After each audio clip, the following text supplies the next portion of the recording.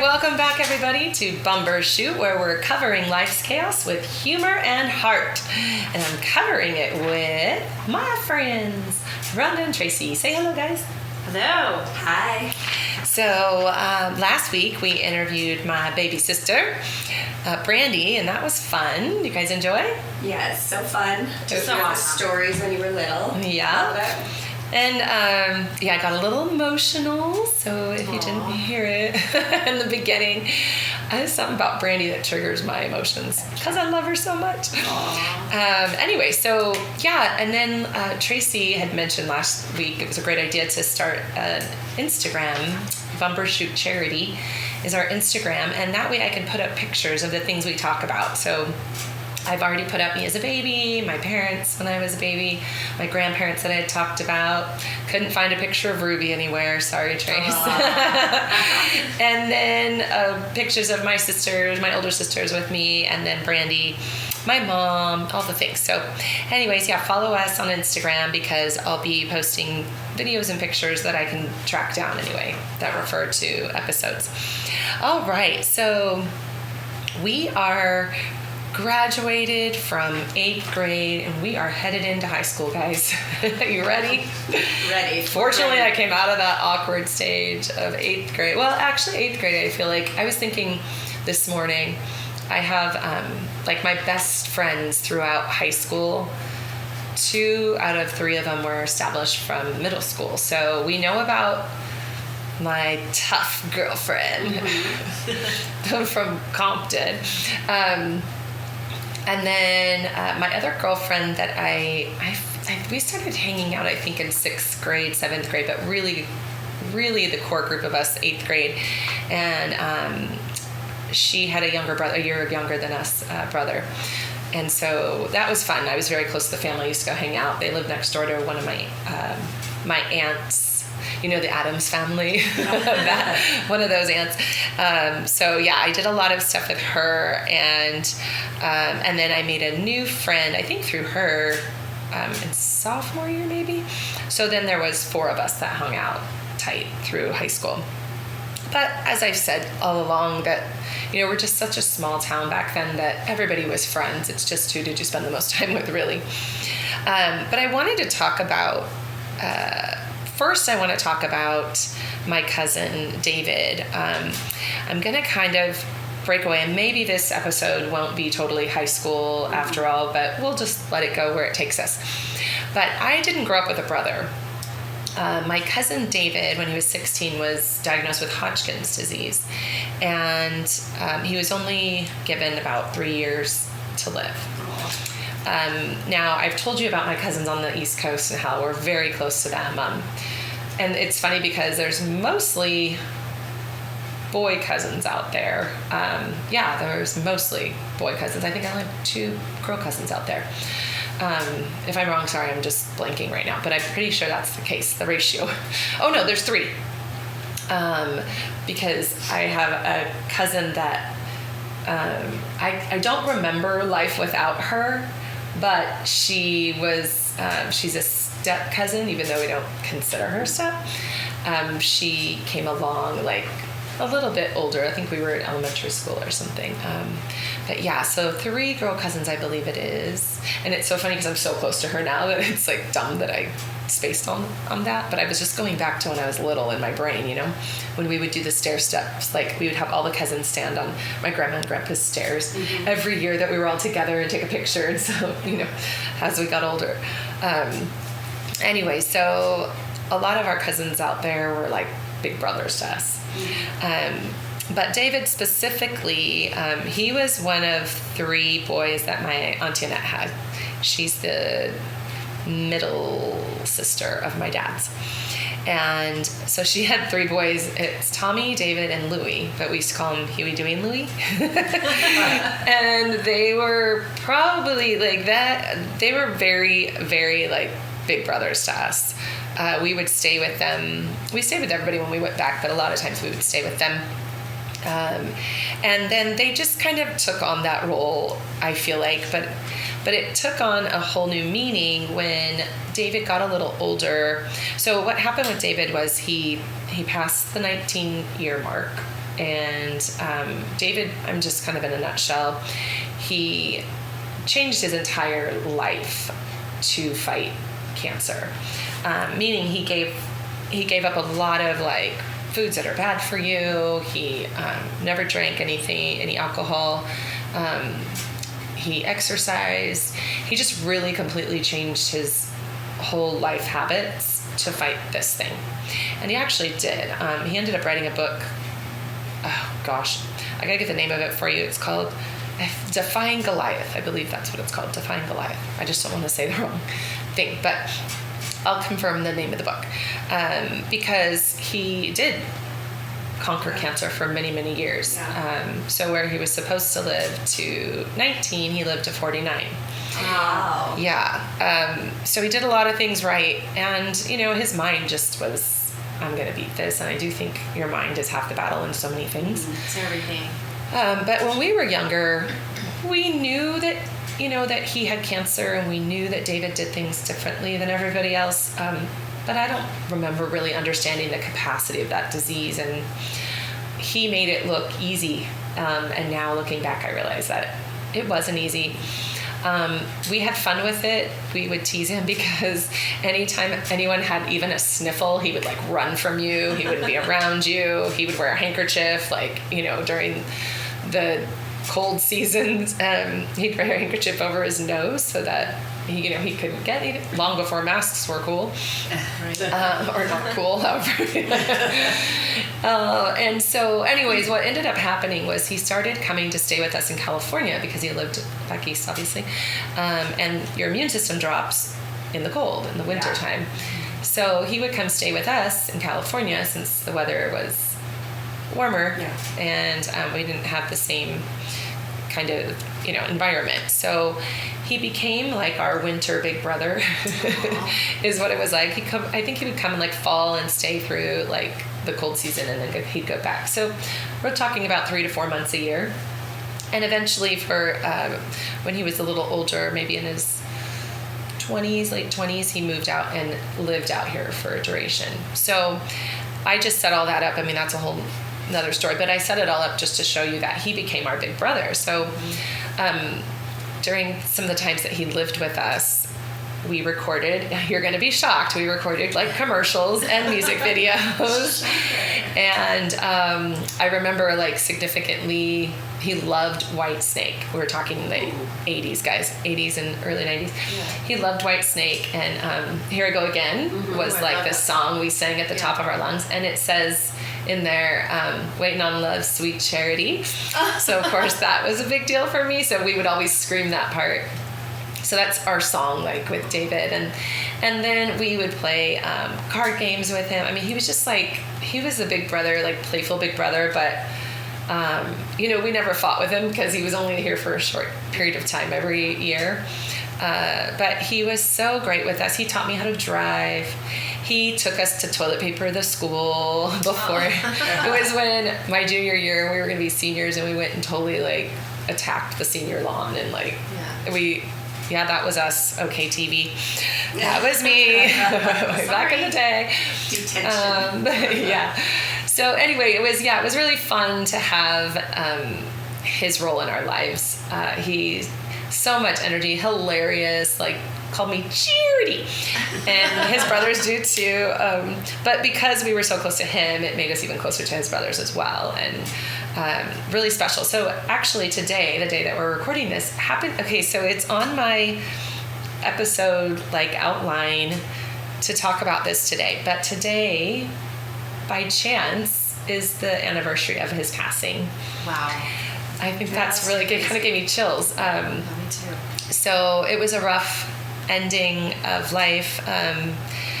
He suffered a lot because he ended up getting, and I think it's called anaplastic cancer, something. If you know, you know. I think it attacked his throat, and it was really rough. And I'll tell you, I stayed very close to him. Oh my gosh, he needed to write a book. He fell in love. He found and fell in love again with his first love from high school. She had gone off and got married, and they were like kindred spirits and soulmates, and they have this beautiful love story of coming back together. And he actually asked her to marry him, but he passed away before they could get married.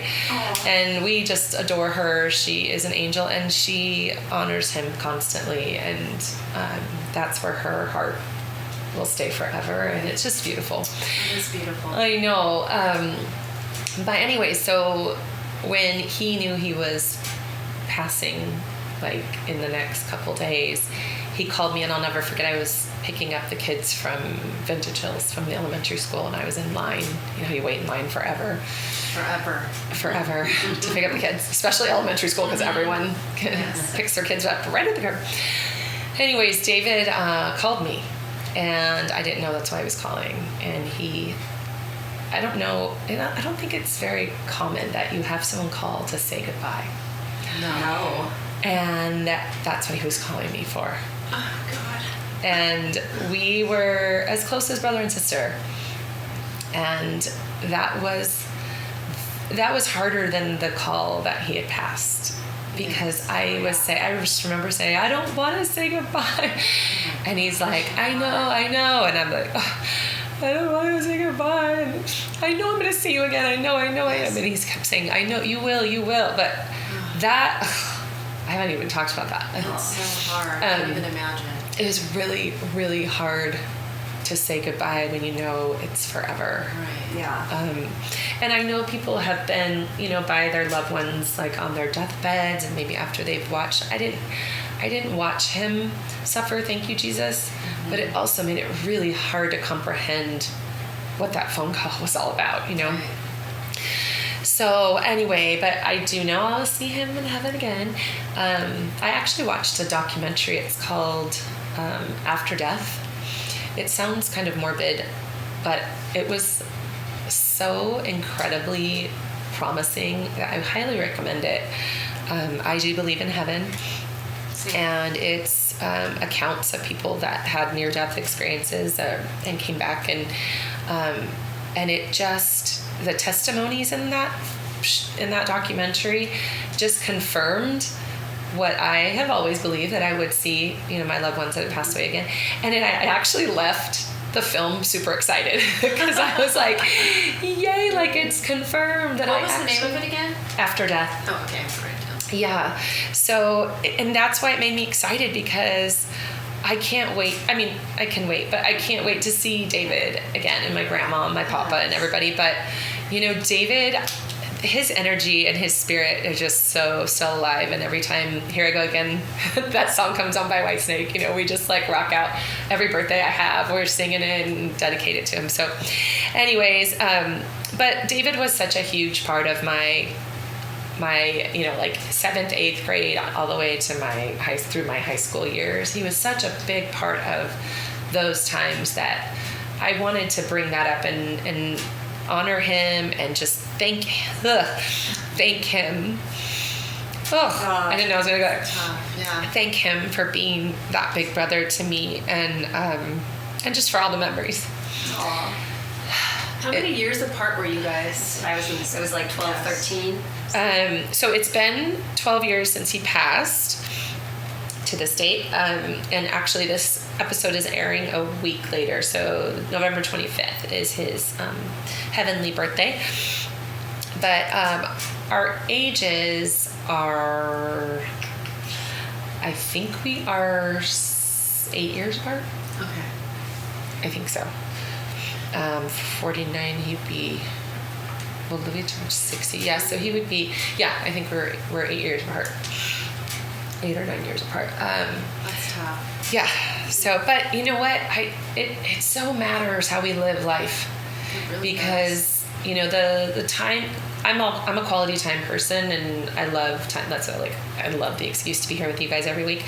I love time with my people, and, but I think, when you leave, that's all you really had was time with people. And he made it amazing when he was in our lives. And so another thing that, I bank is how important it is and how, precious life is. And you don't get it forever. Well, you do get it forever in heaven, but not on earth. It's a little different. And our little human hearts have a hard time with loss, I'll tell you that. So anyways, happy heavenly birthday, David. And thank you for the memories. All right, so freshman year. We talked about my girl from middle school, but there was a couple stories with her, and I can't remember the years, so I'm just kind of clumping all this time, you guys. I'm not doing like chronological anything. But there was a couple stories about Heather and I, and one was that she lived in Meadowview, which is like a custom housing area in the middle of Temecula on like 2 to 5 acre lots, I think. And she had horses. They had horses. So there was this one day we took the horses out to walk in the riverbed. And back then, I mean, there was like, we're going back to when I was in high school, early years, maybe even 8th grade. And there wasn't a lot of housing everywhere. There was no apartments, there was no mall, there was no nothing. So when we would go on a walk in the riverbeds in Meadowview, you didn't necessarily know where exactly you were all the time. We didn't have GPS, so we didn't have, there was no signs, there was no phone. We didn't even have phones on the horses with us. We just saddled up and took a ride. Well, we were riding so long that the sun started going down, and I'm like, girl, we gotta start heading back. She's like, I know, the sun's going down. And we're like, do we even know where we're going right now? And she's like, yeah, I'm pretty sure I know where we're going. Well, she did know where we were going, but we couldn't see like an inch in front of us. It was so dark by the time, like we weren't even close to home. So I don't know if anyone's ever done this, but that's why I wanted to bring it up, because I do this still to this day by myself in the dark, but I was with her, and we started getting like manly voices, and we started saying, hey, Fred, you got your gun? It's like, yeah. Billy, you got yours? Yep, I got it. And, oh, yeah, remember that guy we took out last week? Like, just so that if there was a creeper or stranger in the dark, they'd be scared of us. I love that. I don't do that. But I do it to this day. Like, I'll walk in the house, and if I don't know, like, if anybody's home, like, not if anybody's home, but sometimes I'll be like, hi, I've definitely got that gun that you gave me last week, or hey, Billy, like I'll be by myself and I'll talk to, I don't know why Billy keeps coming up. I don't even really know Billy, but hey, Billy, like I'll just talk to somebody else so that if there's a stranger in my house, they think I'm with somebody else. Anyway, I still do that 51 years old, but that's something, I don't know. Have you guys ever done that? No? I've never done that before, no. You never thought to do it either? I never came to your head? But I'd like to try it one time with you. Okay. Down. All right. One of these days when we're in the dark by ourselves. Let's go. In the middle of nowhere, we'll be sure to talk about those guns we got strapped to us. And Billy. And Billy. Billy will be with us for sure. Yes. Anyway, so that was fun. And another thing that we did, so the first time I ever snuck out was with Heather. Shocking. And the other time I snuck out was with Heather too. You could say she was a naughty influence, but she was also fun. A fun influence. Things I would have never done if I didn't hang out with her. But we were at her house. Her parents are so sweet. They're so awesome. But they like kind of by the end of the afternoon, they just go... they just go like turn on the TV and kind of like they just chillax for the rest of the evening. Yeah. And I feel like they trusted everybody in the household. Well, this one night there was a party that we weren't allowed to go to. It was in the town next to us, and one of our friend's older brothers was throwing it. So he was not in school. We were still, I think we were freshman or sophomore.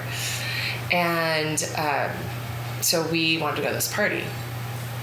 Well, sorry, Heather. Sorry to the whole family for spilling the beans, but we're old enough now. And I'm not saying last name, so you can try to guess who it is. But anyways, she got her sister, because we didn't have our license, she got her sister's keys to her car. Mm-hmm. We snuck out the window and got her in her sister's car, and she drove us. She knew how to drive from a very young age. She drove us to the next city over, out a dirt road to this house where this party was. And so I'm nervous as heck. Like, I've never done anything like this. And she wasn't nervous at all. She was just like ready to go, excited. But she wouldn't drink. She wouldn't drink and drive. So we get to the party, and it's kind of going off. It's good. And I walk in, and now I'm like nervous because what if somebody sees me that knows my parents, and they'll tell my parents, and who's here, and like, blah, blah, blah, blah. And my head, this is going through my head. I'm so nervous. I'm not going to have anything to drink. I'm not going to do, I don't do anything. And so I see things I've never seen before. And now I see kids doing things that I never knew they did. And oh my gosh. And so in my world, I'm just like, it rocked my world. I was so, I don't know, like it just changes things. Yeah. Like you're like, oh. So anyway, at a certain point, I'm like ready to go, but she's not ready to go. And I'm getting nervous because there's getting more and more people. Older kids are showing up. Kids I know that are young, our age, are drinking, and that's making me uncomfortable. Yes, I was a total prude. I can't help it. I'm sorry. I'm not sorry. So I go sit by the front door. Now, the front door had like a tiny little, it had like a little part of the wall, and then it went back, and then there was a corner going back, and then the other side had like a corner going the other way. I don't know if you can picture what I'm saying, but there was just a little space. If you're inside the house looking out the front door, a little space to the right. So I just went over there and I sat down there, right? No drink in my hand, no nothing. I didn't do anything the whole time I was there, and I'm sitting there. I'm just waiting till we can leave because I'm getting uncomfortable, and it's getting busier, and it's getting louder, and all the things. All of a sudden, there's this commotion, and somebody showed up that wasn't supposed to show up, and now the owner of the house is mad. The kid owner of the house is mad. All these guys are getting like, let's go get him. And I'm sitting there watching this happen, and I'm like, oh, I knew we should have left. We should have left when we could have. And I'm just like, I know I like probably look like a deer in the headlights just watching all this commotion, right? The kid, well, he was an adult, but the owner of the house grabs a shotgun. No. He has a beer in his right hand, and the shotgun he's like in his left hand. Oh my gosh. And he punches the wall to the right of the door where Charity's sitting under him. That hand had a beer in it. Oh. So when he punched it, the beer came all over me. No. And then I'm like, now I smell like beer, and I'm not supposed to be here, and now everyone's gonna think I drink. And I was just freaking out, drenched in beer, and scared to death because now there's a shotgun outside, and the only way to get out was to go out the front to the car and leave. How scary. Mm-hmm. So I feel like it was just my little world at that point that like Serendipity, like that movie where at the end Sandra Bullock is like, oh, I don't know if I'm allowed to say that on the podcast. I think so. Yeah. Talk about movie. Yeah. So we're her and I think it's Harry Connick Jr. or whatever. They're like they find each other again. They're in love, and the world's going on around them, and they don't know it. That's kind of how I was, not in love, but just in this world. Like beer's all over me. I'm freaking out, and everything's going on around me, and I'm just like in my own little world, wanting to get out of there. So I remember running to the car. And I can't tell you what happened after that. I just know we got out safe and sound, and we snuck back into the house, and no one ever knew we went. Yeah. Success. That's like giving yourself your own punishment. Totally. Because you didn't get in trouble from your parents. No. It bet you wasn't never fun. did that again. Exactly. Well, I did not ever do that again, except I did until I did. No. So I'll tell you about that story. That is another hilarious story. So this goes back to when my grandma and papa used to stay with us, and Brandy and I were in the trailer. And I think she touched on it that I snuck out once. Yes, Okay. yeah. So this story is hilarious because they finally got me to sneak out. They had been talking about it ever since, like, every time a friend would come over and stay the night in the trailer, it's like, oh, we gotta go, we gotta stay. And I'm like, no, we can't go. My parents trust me, I can't go. Well, finally they got me to do it. And so one of our friends, he was having a party. His parents were actually teachers. They were out of town. And he was having a party, so all our guy friends were staying over there. And then it was me and Heather staying in the trailer, and Brandy, who was sleeping. And so they said, we'll come get you.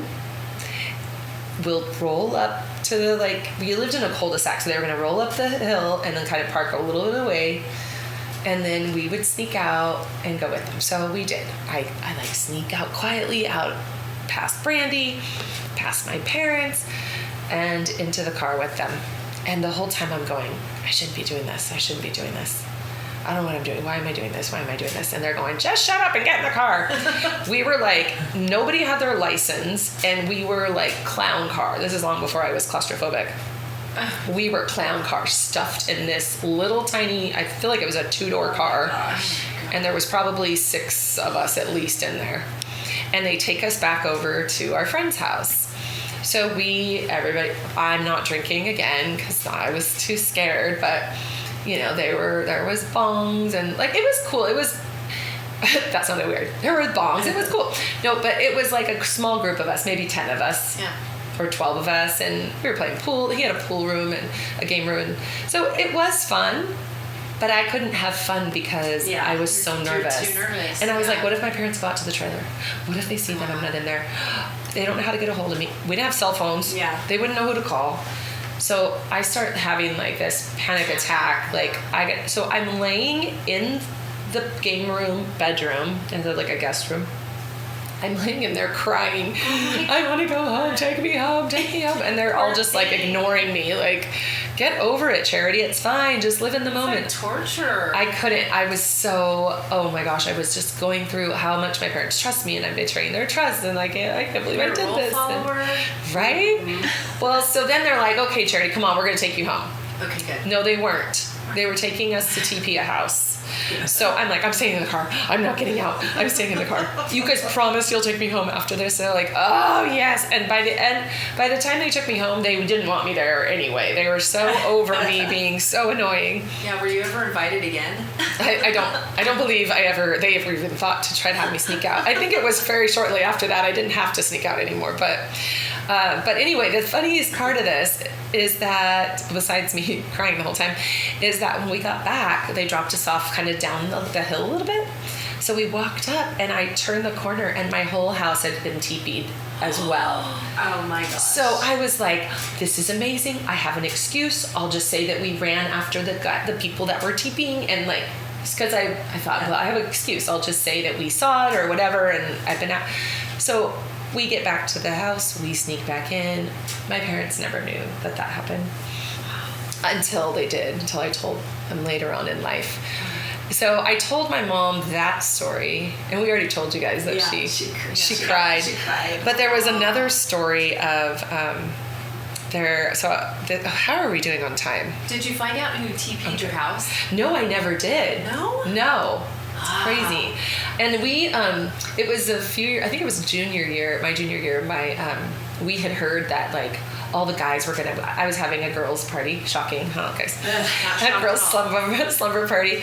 And we heard all the guys were going to come TP our house. So my dad, like, he's like MacGyver. He goes, let's booby trap the whole front yard. So That's when they amazing. come to TP, we had wires set up in the grass. We had like things to dump on them.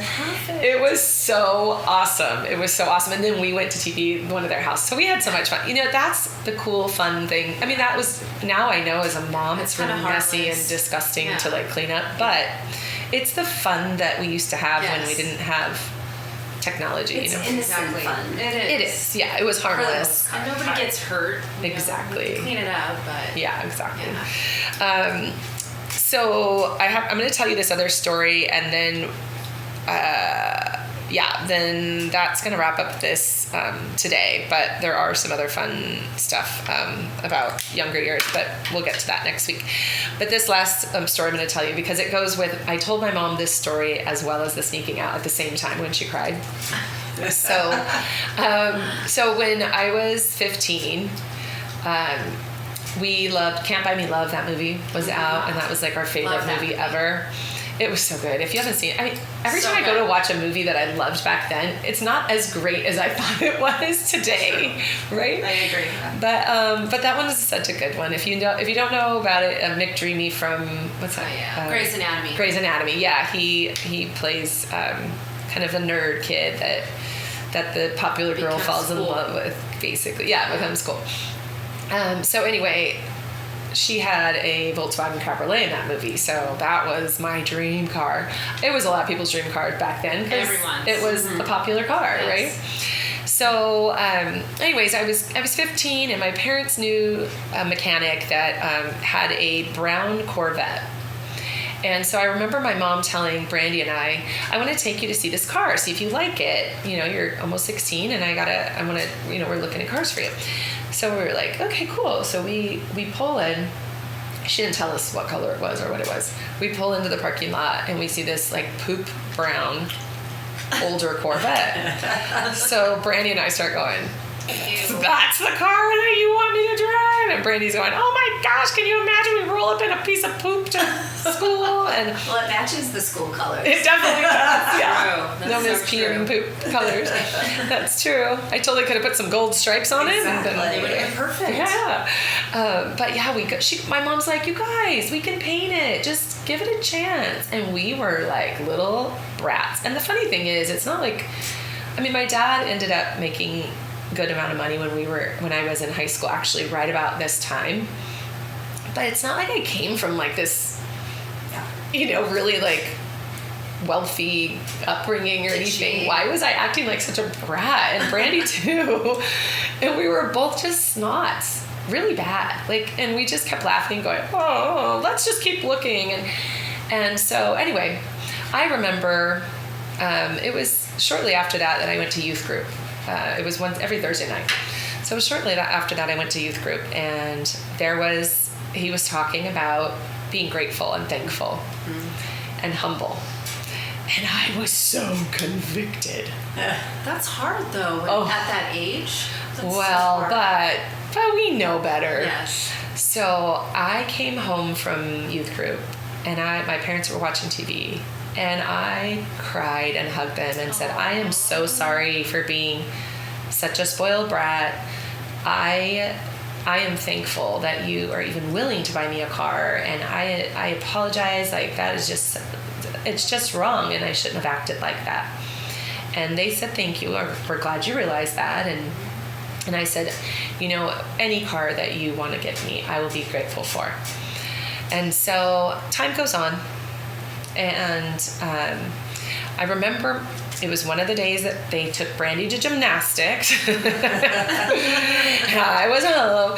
I was at my aunt's house. My aunt lives in St. She still does, lives in the same town. So I was at her house a lot. So I was over at her house waiting for Dad and Mom to get back from taking Brandy to gymnastics down in Escondido. And I'm up in the playroom, and I'm watching TV, and my cousins and Brandy come running up. Charity, come here. And I'm like, what? And I'm like, it's so weird. Like, what are they doing? Why are they behaving like this? And they like they're so excited. I mean, like little kids in a candy store is what I was getting, the vibe that I was getting. So I'm coming down like so perplexed. I don't understand why they're acting so crazy. And my aunt, how you walked out my aunt and uncle's front door, and it had like a path of like a porch, kind of like a little path to the door before you turn to the driveway. So the kids run out in front of me. I don't know where any of the adults are. And I walk down the path, and I turn the corner, and it makes me want to cry again. There's a brand new Volkswagen white Cabriolet convertible sitting in the driveway with a bow on it. New? Oh. And they're all excited, and my aunt and uncle and my parents are out there, and I see it, and I scream, no! And I turn around, and I run back in the house, and I'm crying, take it back, I don't deserve it, take it back. And they're going, and they come in, and I'm on the floor crying, and they're like, come see it, no, I can't have it. And I'm bawling, and they're laughing, and they're like, come on, come check it out. And my sister and my cousins are like, come see it, come sit in it. And you couldn't carry me. They were like, my dad and my uncle were like dragging me out. They put me in the front seat. I wouldn't look at it. And I just kept saying, I'm totally tearing up. and I just said, I can't have this. And I put my head on the steering wheel, and I said, I don't deserve this. I can't have it. And they said, yes, you do. And, it just happened to be, timing's everything, because my parents happened to be doing well at the time, so they could were do able it. to do Yeah. And my mom said, well, do you know why we bought it for you, right? And I'm like, well, because of this whole thing. She goes, well, but also because that's the car you wanted. Do you remember wanting that car? And I'm like, yeah. And she goes, yeah, remember Brandy used to call you Cindy Mancini? And I think Brandy mentioned that too. She used to call me Cindy Mancini. Well, once I got that car, she would not let up on Cindy Mancini. But yeah, I had that car, for I don't know how many years, but it was so much fun. We took, went down to the beach and all the friends. So anyway, but there's another part of this. So I wasn't 16 yet. And so my mom's like, well, I'm going to drive it until you turn 16. And then, of course, I'm like, really? And she's like, yeah, I'm going to drive it and you have to wash it. I'm like, but I appreciate that now. Like, there was a lesson there. Yes. But it was parked in the garage and they had to go out of town for a gymnastics meet. Shocking. And Heather and I we were at her house, but we would go, like, my mom would let us come during the day and stay at our house, but we couldn't stay there overnight. So Heather's, I don't know if Heather had her license then. She might have had her license because her birthday is a couple months, or maybe we just got dropped off at my house during the day. But that baby was sitting in the driveway or in the garage, looking all purty. You didn't. And we were like, let's take it. And it's so out of character for me. But I think I was like kind of irritated and resentful that my parents were gone at gymnastics meets all the time, that something in me was like, let's do it. So we took that car, put the top down. I didn't even know how to drive a stick. Like, it was a stick shift. I was like grinding it. We take it out. We drive, if you know this area at all, and I know you do, there's the back road to Paula. Oh, yeah. Before there was a casino. I had a girlfriend. We had a girlfriend that lived out there, like past the Indian reservation. And, between the Pechanga and the Paula one. And so we were like, let's go see Tammy. Now, there was no cars out there. It was like, 2-lane highway. But there was an intersection where you go to Paula back there. Mm-hmm. And so I was just like, hopefully I don't stall in the middle of an intersection where, like, my family friends could see me and tell my parents, right? So we make it, we're playing the Go-Go's and driving to we pick up Tammy and we go driving in those hills. I had no business driving in those hills, a stick shift that I didn't even know how to drive. At 15 years old, I did that. We drove out there, dropped her back off.